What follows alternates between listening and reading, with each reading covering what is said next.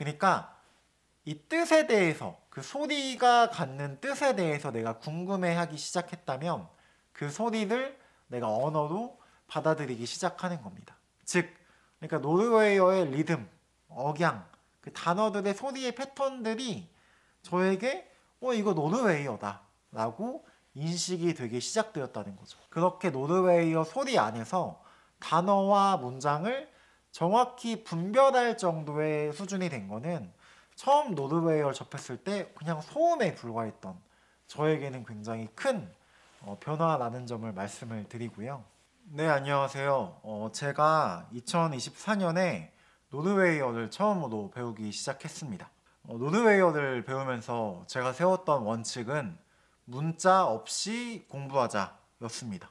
아시다시피 저는 번역본 같은 거를 이해한 다음에 그 다음에 내가 배우고 싶은 언어로 된 텍스트나 소리를 노출시키는 방식으로 원서를 읽기도 하고 드라마를 보는 방식으로 언어를 배워왔었는데요. 이전에 공부했던 스페인어는 처음부터 책을 읽을 정도로 굉장히 문자에 많은 의존을 하면서 배웠었고, 독일어를 잠깐 배웠을 때는 드라마도 배우긴 했지만 보통은 자막을 켜고 공부를 했기 때문에 그 역시 문자에 굉장히 의존을 하면서 공부를 했습니다. 그런데 제가 영어, 스페인어, 독일어를 공부하면서 좀 느낀 게 뭐냐면 언어는 소리다 라는 것입니다.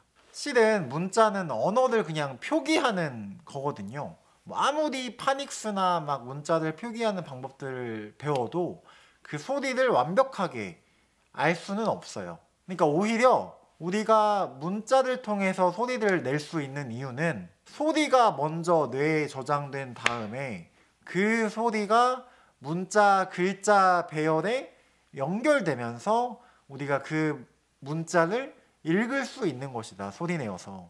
그러니까 제가 스페인어나 독일어를 배웠을 때 어떤 단어나 어떤 문장의 스펠링을 정확히 알지 못해도 그냥 그 문장과 단어를 소리내어서 읽을 수 있었거든요. 또한 제가 영어를 배울 때 저는 영어가 수능 1등급인 상태에서 충분히 공부를 많이 하고 나서 컴프렌시블 인풋으로 드라마나 원서를 보면서 좀 월등하게 인풋 향상이 된 케이스인데요. 그런데 드라마나 영화를 볼 때 여전히 뭔가 듣는 게 불편하다는 느낌이 들고, 그리고 영어 그 단어들의 스펠링을 읽으려고 할 때 제가 고등학교나 중학교 때 일찍이 배웠었던 그 콩글리시 발음들이 자꾸 내 영어의 아웃풋이나 실력에 간섭한다라는 느낌을 많이 받았거든요. 그러니까 이게 처음에 문자로 멋모르고 언어를 배우기 시작하면은 그 문자를 잘못 읽는 습관이 내 몸에 배어가지고 뭔가 그 언어를 배우는 초기에 되게 안 좋은 영향을 주는 것 같다라는 생각을 영어를 배우면서 많이 했었어요.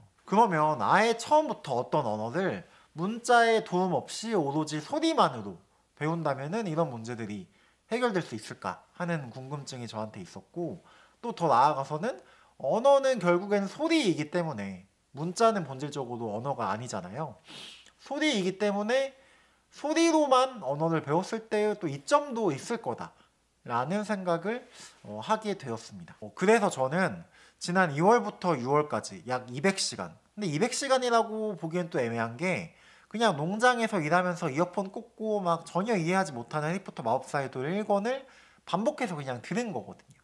물론 중간에 챕터 4만 반복하는 방식으로 그 내용의 컨텐츠를 좀 더 좁혀서 이해하면서 좀 듣긴 했지만 200시간 내내 사실상 그냥 알지도 못하는 소리를 흘려듣는 거에 불과했다.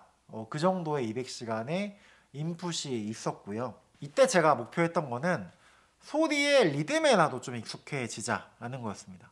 또 다른 성과가 있었다면은 처음에는 정말 소음 같은 그냥 소리에 불과했던 노르웨이어가 이 소리는 무슨 뜻이지? 약간 불편해하고 궁금해할 정도로 그러니까 대략적인 윤곽을 가진 언어로 저에게 다가오기 시작했다는 거예요. 그러니까 이 뜻에 대해서, 그 소리가 갖는 뜻에 대해서 내가 궁금해하기 시작했다면 그 소리를 내가 언어로 받아들이기 시작하는 겁니다. 그리고 지난 6월부터 12월 달까지 저는 달리면서 30분 정도를 해리포터 챕터 4를 계속 들었습니다.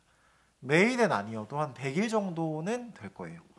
챕터 4의 내용을 더 잘 기억하기 위해서 먼저 스페인어로 듣기도 했고요. 챕터 4의 내용의 흐름이나 순서, 시간대에 따른 대사가 어떤 대사인지 정도는 들으면서 충분히 아는 상태에서 노르웨이어를 들었습니다. 이때는 점점 더 이 대사는 무슨 뜻이지?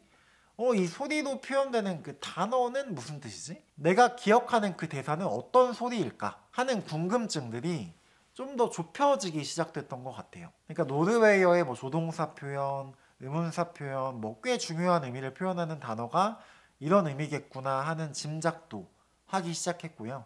무엇보다 챕터 4의 해리포터 노르웨이어의 소리가 귀에 익을 정도로 익숙해졌습니다.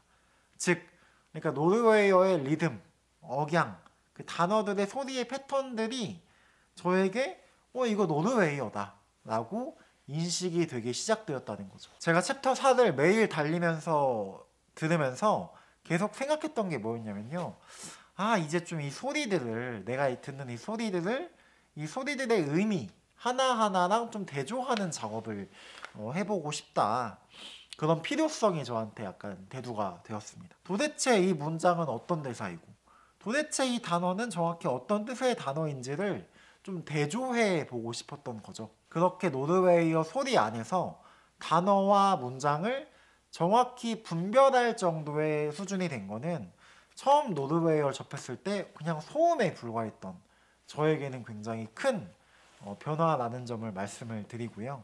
그리고 2024년이 다 지나갔습니다. 제가 유튜브 채널도 새로 시작하고 잠시 휴식을 가지면서 가족들과도 시간을 보냈는데, 새로운 2025년에는 좀 더 도전적인 콘텐츠로 시작을 해봐야겠다 라고 좀 생각을 했습니다. 일주일에 3-4번 30분씩 그냥 그 정도만 하던 노르웨이어를 좀 더 본격적으로 내가 배워야겠다. 왜냐면은 내가 언어는 소리다, 언어는 소리로 습득해야 된다라는 그 어떤 제가 세운 가설을 좀 더 본격적으로 확인을 해보고 싶었거든요. 그래서 1월부터 2월달까지 노르웨이어를 오로지 소리로만, 글자의 도움을 받지 않고 좀 집중적으로 배워보려고 합니다. 그리고 목표는 원어민과 대화하는 거. 물론 당연히 프리토킹 정도의 수준이 아니라 그냥 단어 뜨문뜨문 내가 말할 수 있는 정도, 그리고 원어민이 어떤 말을 하는지 정도는 대략적으로 이해할 수 있는 정도면 저에게 굉장히 성공이라고 생각을 해요. 기본적으로는 제 원칙을 따르는 방법들을 사용을 할 거고요.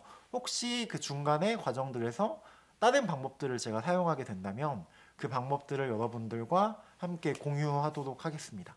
그리고 2월달이 다 지났을 때 그 결과가 어땠는지를 여러분들과 좀 피드백과 함께 공유하도록 하겠습니다. 제가 사실 공약하고 내가 하겠다 증명하려고 하는 거 이제 질려가지고 안 하려고 했는데, 이번에는 약간 뭔가 한번 해내고 싶다라는 마음이 좀 생겨가지고 그 마음대로 2월달까지 유튜브 채널을 좀 운영해 보려고 하고요. 사실 언어 공부는 증명하려고 하고 뭔가 해내려고 하고 뭔가 목표 정해가지고 열심히 하는 것보다 꾸준히 즐기면서 쉽게 하는 게 전 최고라고 생각을 해요.